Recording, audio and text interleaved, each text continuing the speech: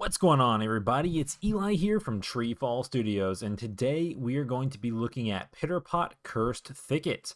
I realized while developing this game that I'm pretty bad at marketing because I've gone way too far into this without doing any kind of devlog yet. And obviously, right now, as I'm recording this, this is probably going to come as a super surprise. It feels like it's a super surprise because no one has seen this game yet. This was sort of announced like a tease, like in the TreeFall Studios Developers Conference, like in 2024, I think. But it didn't look like this at all, and no one really knew what this game was. And now I'm, pretty far into development, not super far, but basically the levels are coming together and all of the actual gameplay programming is coming together. And I realized I could have already made some devlogs and had like more progression devlogs because I've done a lot of iterative stuff on the character controller and different things like that.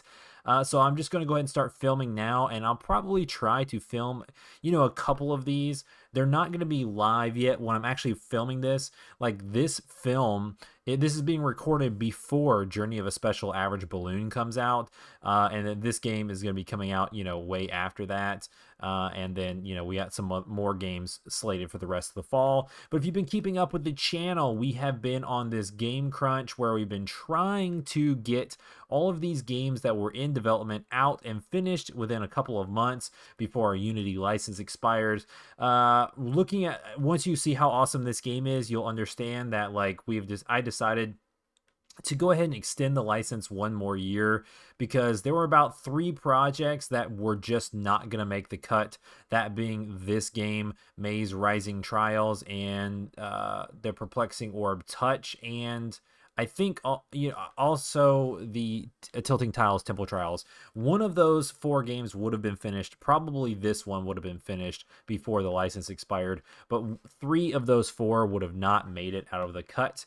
And once we announce all the rest of our slate, you will be surprised. We got like 4 games done. We added some new games in and stuff. So we got a ton of stuff done, and I probably could have got maybe 2 of the 4 done, but then they would have been kind of rushed and stuff like that. And then overall, it would have just cost more money to try to switch them all to Unreal and waste more dev time than just doing it one more year and finishing these games up over the next like 4 months or something like that, and then spending the next 8 months switching to Unreal, even though we still have the Unity license. So that's kind of the game plan now. I'm probably going to do another video about that, but that's a lot of intro to get us started, and let's get started on PitterPot Cursed Thicket. So that gives you guys an idea where we are in the timeline of the year recording this video. So PitterPot Cursed Thicket is a PitterPot spinoff. This is the first time PitterPot has been playable in 7 years, I think. It came out in 2018. So I'm going to talk, a lot of the people who are watching this probably never played the first PitterPot, and instantly right now, if you did, you can see there is a lot of changes. We're basically making this spinoff using a lot of the assets from the original game. Not all, obviously, there's going to be some new areas and stuff like that are going to be using new art. Also, some of the art has been edited and changed, and a lot of the original art has gotten thrown away. So only some stuff has been kept. But first and foremost, I want to talk about the character controller, because the biggest problem with PitterPot was not the level design. People really enjoyed the level design and enjoyed the world design. The biggest problem with PitterPot was the weak coding on my part. It was just not exactly polished. The character controller was a bit rough, took a good bit to get used to for players who normally play 3D platforming games. It was kind of difficult for people to get into. There was no quality of life features basically built into the controller. So like, if you were like right here, you would just fall off of the cliff.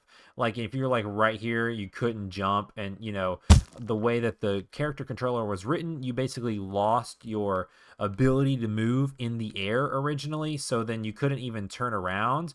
And when you would jump, it would be like this. You would be like kind of locked in, and you see how I barely moved like that. That's all you could do. You would just barely, well, actually, you couldn't even move that much. You could move the stick all the way to the left or the right, and you would just move like barely. So like the in-air controls were really bad. There was like no coyote time. Like if you were just off of a ledge or anything like that, you thought you pressed the jump button right, you would die instantly. And you also, even if you started walking to the edge of a ledge, it would trigger like the in-air controls. Like see how I'm kind of standing on like on nothing right here.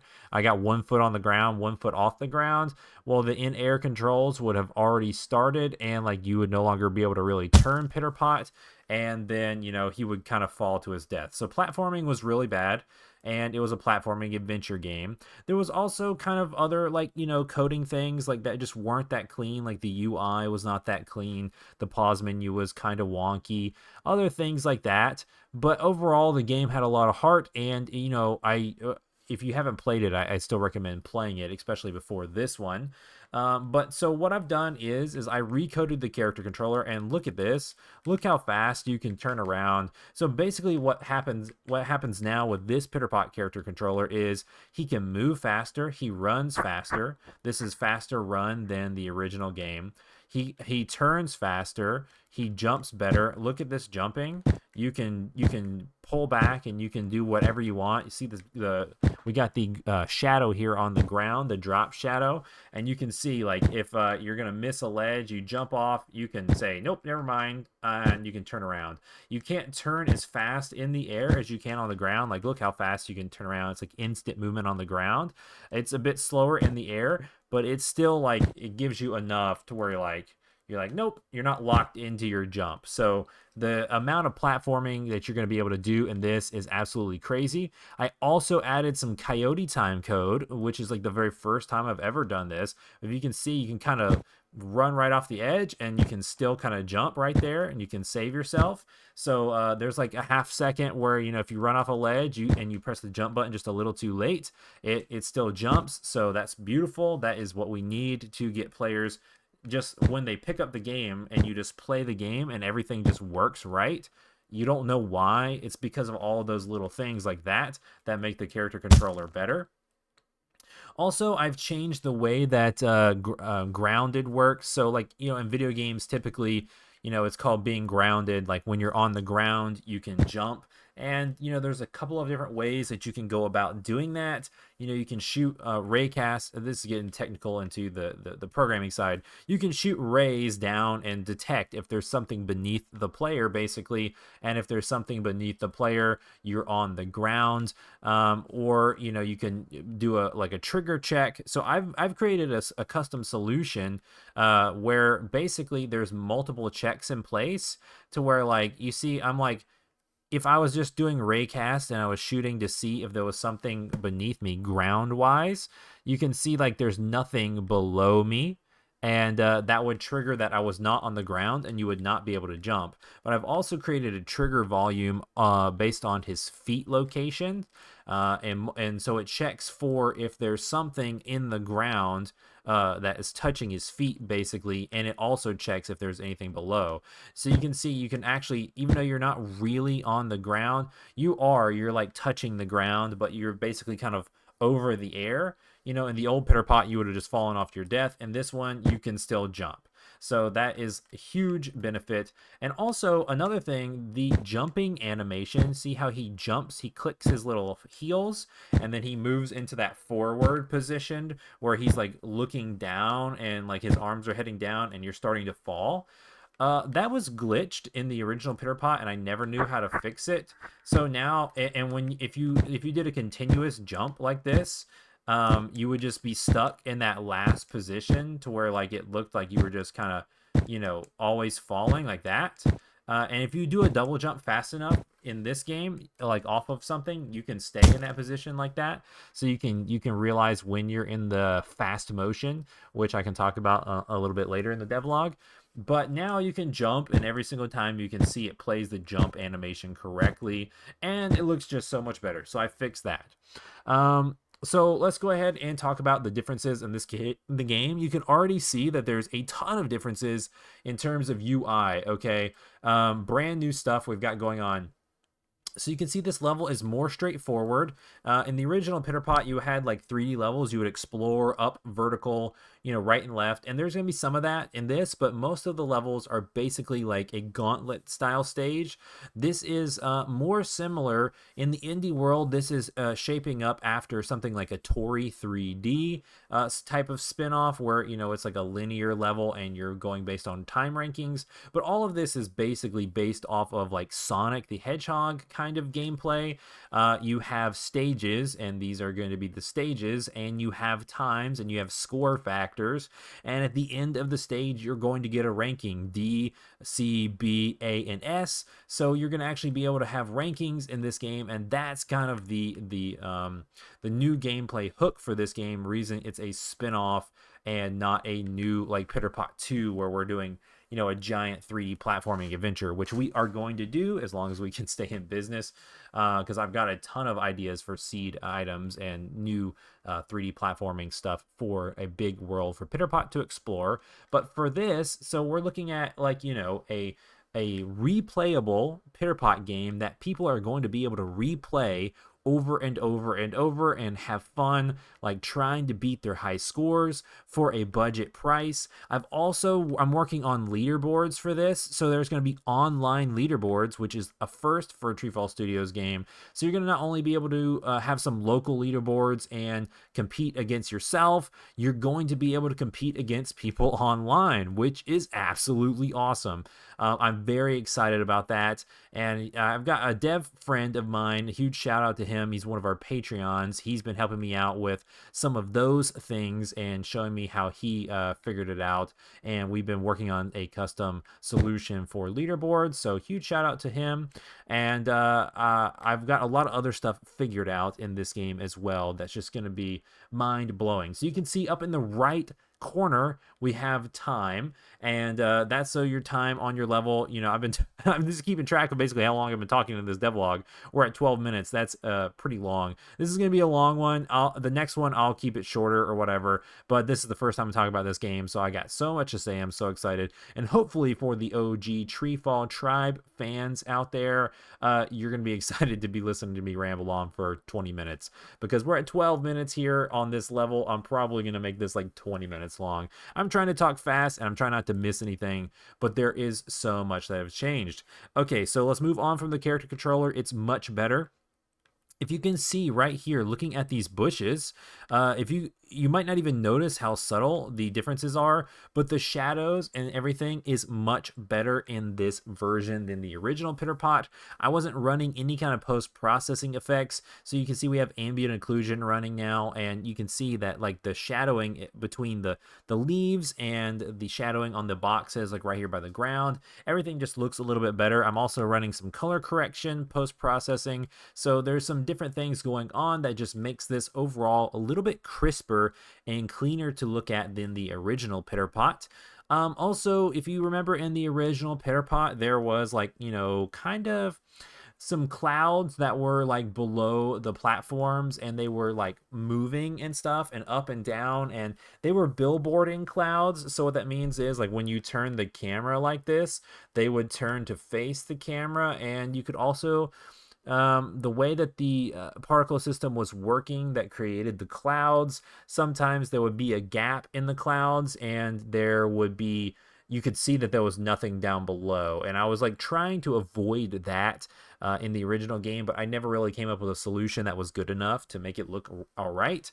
So this game actually mixes the solution from tilting tiles, the fog below, and the clouds from PitterPot to make a very convincing looking 3D world. So if you can see, when you look off into the horizon, you can see there's fog and stuff that's like on those far off platforms. But like if you can see right here, there is a moving cloud layer, the fog layer. So the clouds are, those pink looking clouds are moving, growing, fading in, fading out, fading into the platforms. But below that cloud layer, there is another cloud layer of fog, which is like that white fog. So it kind of cuts off. So I don't have to build platforms as long as I did in the original. I used to just like stack platforms super high, like 4 on top of each other. So you would look down and like you could kind of see that there was like ground, or that the platforms weren't just floating. So now it looks like we've actually, you can see like right there, like, it's maybe 10 feet below that cloud layer, everything drops off into fog, which is like we're in the sky, which is, something that came from tilting tiles, basically. But now there's, like I said, there's moving clouds that go off into the distance, and you can see those pink clouds.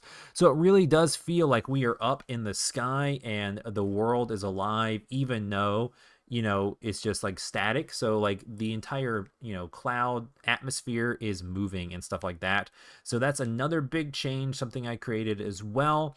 Another thing to talk about really quickly, I improved the particle effect on breaking those crates, and I improved a bunch of different particle effects, actually. But let's go right into the seeds. Okay, so this, I'm going after this with all the artistic creativity I can come up with, feasibly in the time that I need to complete this project. So this project has been in the works for like a little while, but it's got to come out pretty soon. We're looking at a late October release for this game, and obviously I'm recording this in early September, and the game has been in development for quite a bit before that.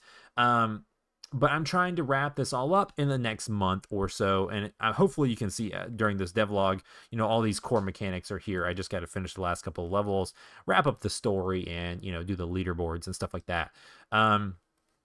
But so I've been trying to, I'm on this like time crunch where I was trying to get all these games out before we lost our license, and that was due to money, because the Unity license is highly expensive.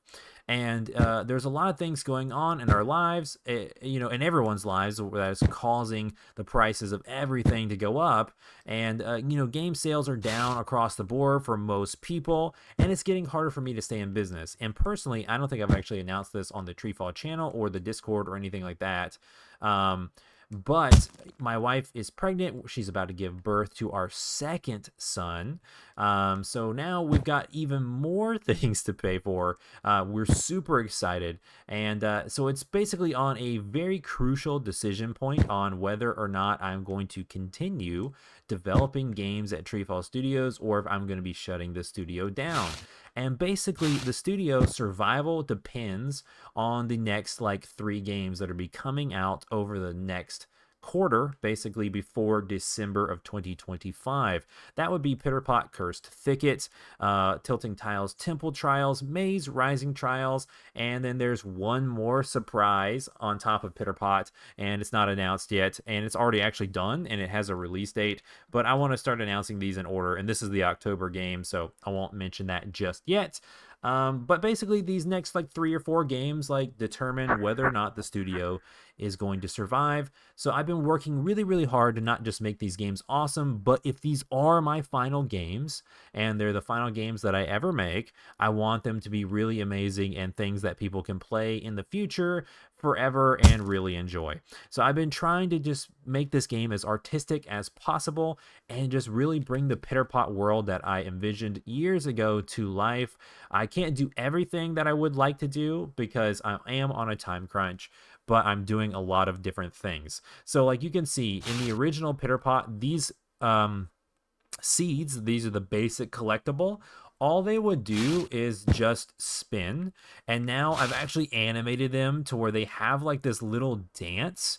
They flip back and forth, and then they kind of like they wiggle back and forth, and they go flip flip flip, wiggle back and forth, then flip flip flip. It's almost kind of like classic Mario, like where the whole world is alive and everything's kind of dancing and stuff.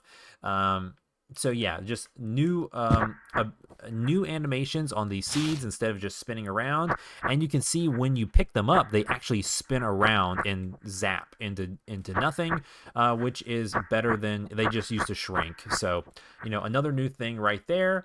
Also, like on that artistic vibe, you can see like when the game starts. Before it starts, there is a animation where it starts, and then the time starts dancing. Like that word that says time, it's actually static and like kind of invisible before the timer starts, and then when this timer starts, it starts dancing, and then the timer starts ticking up.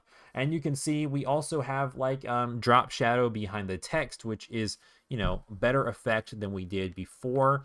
Ignore the seed up there. That's just a glitch. I haven't finished recoding because I'm basically recoding everything. Like I had to recode all the UI and stuff, so it's not actually tracking right. We don't have any armor on with the sunflowers just yet. The seed collectibles do work, and the seed bombs still work though. So yeah. So let's keep going. Dude, we're already at 20 minutes. I'm probably gonna have to make this a 30-minute video. There is so much more stuff to talk about in this level. This is just a deep dive. If you're still watching this at this point, dude, this is for the TreeFall fans. This is me going deep dive into the game. I'll probably make some shorts, some little shorts, and some other things to advertise this. You know, that's like much more digestible for people who want to just see a couple of seconds of it. But this is for the original fans who played the game, and for TreeFall fans who've been following along with me for a while and want to hear me ramble on. The next thing that is new for this game is the sea bombs. These were obviously in the original game, but now they are different. You used to press the circle button and it would just fall out of PitterPot's butt, basically. And now you actually can throw them. Shoot the sea bombs and they explode. The code has been tweaked on the sea bombs as well. They do not take as long to explode. So yeah, they explode faster, which is better. Another thing about PitterPot's attack, I've actually fixed it. I've made it a little bit better. There's still a slight delay, so you can't just spam the square button over and over and over and over and over to attack. See how there's like a little bit of a delay, but basically you can attack faster. I shrunk that delay so you can attack faster. I made his attack last longer, and I made the collider box just a little bit bigger so that you can slightly hit above you and slightly hit below you. So when you're doing these speed run levels, it's easier to destroy things and just keep on running without it like slowing you down. You know, obviously we're reusing some of the platforms and stuff from the original game. But like right here, for instance, this is a brand new platform model. So there are new models in here, and all of them are being put together in this new gauntlet level design style. And you can see here, like this this right here is like kind of crafted to where like every step of the way of what the player is going to experience is thought out. It's not just a platform you jump to, a platform you jump to. As you can see, the seeds were in a line, and then when you land over here, you have these flowers, and they are basically an arrow pointing you up this way. Just a lot of little things like that that do that the level design is just telling you how to run through the level. And you can see right here, this animation when you run over the flowers is still here from the original game, but actually you wouldn't realize it. I actually recoded it and reanimated it, and it's no longer using, if you're a Unity person, it's no longer using the Unity animator components, and I'm like hard coding this actually, and the animations are programmed differently in order to be more efficient on the overall usage of the, I guess, I don't really know if that would be, I think that's CPU and GPU maybe that would be related to this, so we can have the game running more effectively and we can have more stuff going on. As you can see, we're rocking a rock solid 60 FPS, and that's obviously at 1080p, and this is the PlayStation 4 build, not even the PS5 build. So you can see we're rocking a really awesome frame rate, and everything looks really good, looks better than the original PitterPot. I actually think the original PitterPot was running in 12 or 720p.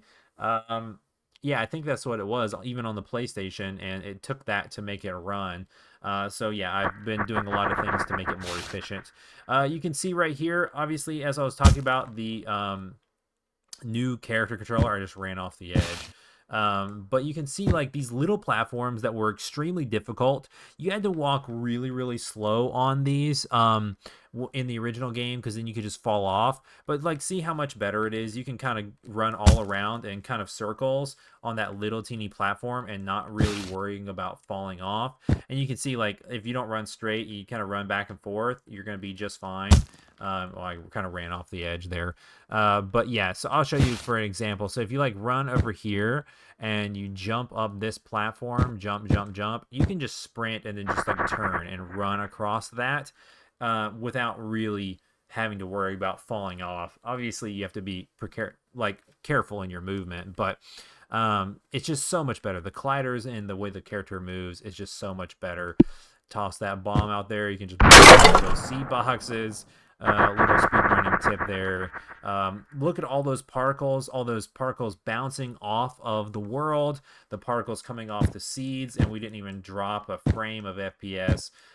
Just looking amazing. So this is actually level 1. This level is supposed to be the easiest level in the game, and you can see you start off with some jumps, and you have a couple enemies. You have some vine enemies here. They're moving rather slowly, and then you have like a couple things blocking your path. You got to use the to break down these walls. You got some things to get, and then you jump over here. So let's go ahead and talk about the finish really quick. So you can see this is pretty awesome.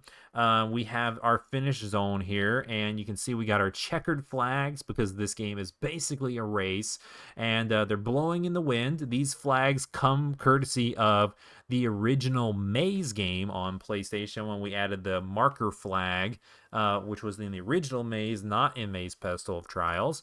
And yeah, I think they look really awesome. I made a new texture for the checker flag, obviously, to make it look like a race. And you can see we have the original acorn from the original PitterPot, but it's at a different angle, and it has a new texture as well that I just created to make it look sick. So like this is kind of like got a purple tint. Like the acorn does not look correct because this game is called PitterPot Cursed Thicket. And the story behind it is basically, you know, these acorns are being cursed, and PitterPot has to collect them and break the curse. And you do that by running through these levels, and there's going to be a score at the end. So if you can see, when I pick up the acorn, it actually animates differently, shoots up into the sky and shrinks, and then you could see that finish animation came across, and there's a start one as well. I just didn't get to show you in the beginning of this video, and the letters fly across the screen to let you know that you have finished the race.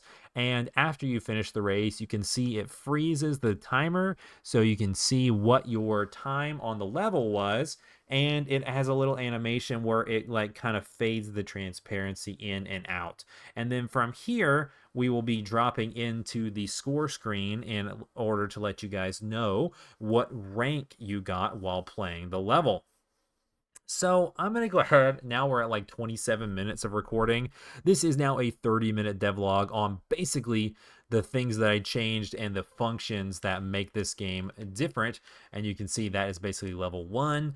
I could talk about even more stuff in here just in this level that got improved, but I'm going to go ahead and wrap it up there. What do you guys think about PitterPot Cursed Thicket? Are you excited to run through and save these cursed acorns? What do you think about the new dancing seeds, the new character controller, the new graphics, the new models, the new abilities to chuck out seed bombs and blow them up everywhere? Let me know the timer and ranked base structure. Are you looking forward to this spinoff? Did you even last this long? If you made it this far into the video, 28 minutes into the video, leave a comment in the comment section down below and say PitterPot for life. We'll go with PitterPot for life. And if everyone's confused, then they'll have to watch the video all the way through. But I got so much more to show. We'll make like 5-minute devlogs, maybe a couple after that, to show off some of the new other changes to the other seed abilities, some of the other levels, some of the new art and stuff. And we'll just go from there. These devlogs will probably start, you know, maybe late September. I'm probably going to announce this like, you know, a week or so after Journey of Special Average Balloon comes out, and that's probably when this video will come out, and then we'll probably have, you know, 3 or 4 more after that, through every week in October, something like that, because this is going to be one of the biggest games we've released ever, basically. I'm pretty sure at this point, I'm looking at doing like, we've got to do a lot of work on pricing. I've been pricing games way too low, and we're not making our money back on them. But I'm trying not to price too high, so I'm thinking $4.99, a $5 game for this. I mean, you're getting a full 3D. You're going to be getting a full 3D platformer with replayability and online leaderboards, and there's going to be some other surprises as we continue doing the devlogs. So I actually think that's like underpricing it. But for the TreeFall fans, I'm going to do like a TreeFall collector's bundle in case you wanted to pay more basically for the game. And I'm going to be doing like PitterPot avatars and new things like that you will get bundled on the PlayStation for like $2 more or something like that. So the game would be like $6.99 or something like that. So overall, for the package that I think everyone's gonna be getting, it's gonna be pretty budget priced, whether or not you do the collector's bundle basically or not. And yeah, this is going to be very heavily advertised. I'm going to be doing like YouTube shorts. I'll be doing devlogs, some trailers, some things like that. And we're going to be really trying to get some new YouTubers to play this game as well. And see if we can get the buzz spinning around PitterPot again. And then my next 2 big games for this year is going to be the new Tilting Tiles, which is going to be the biggest Tilting Tiles ever with new features, new multiplayer, stuff like that. And then we're going to be doing the biggest maze, which is Maze Rising Trials. And those are going to be basically the survivability of the studio is going to rest on those few games. We have Balloon coming out, and I've got another small spin-off game coming out. But really that those are not that big, and our big marketing pushes are not going to be on those games, and they're going to help, obviously. Maybe they'll surprise me and sell really well, but I think that overall the survivability on the studio is going to come down to PitterPot, Tilting Tiles, and Maze. So if you guys enjoy these types of games, be sure to grab this game when it comes out, and hope you guys are looking forward to it. And yeah, we got so much more to say on PitterPot coming soon. Let me know in the comments below what you think of this game. And without further ado, I will catch you guys in the next video. Let me give a huge shout out to everybody who supports TreeFall Studios on patreon.com.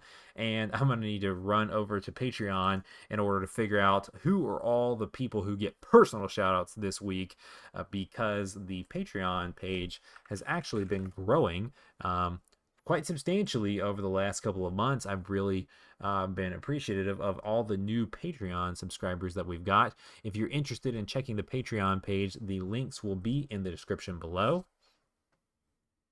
And I gotta give a personal shout out. The internet is going so slow.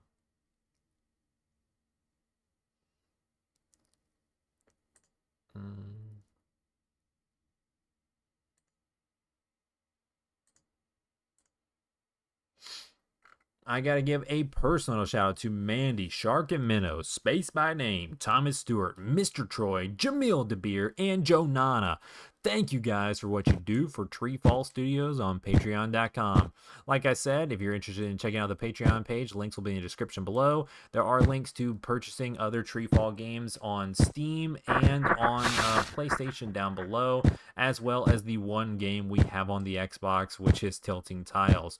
Alrighty, guys. Without further ado, I will catch you in the next video. I've probably said that like 10 times. Let me know if you've enjoyed this massively long ramble devlog, or if you're looking forward to short 5-minute ones in the future. Alrighty, guys. Catch you in the next video.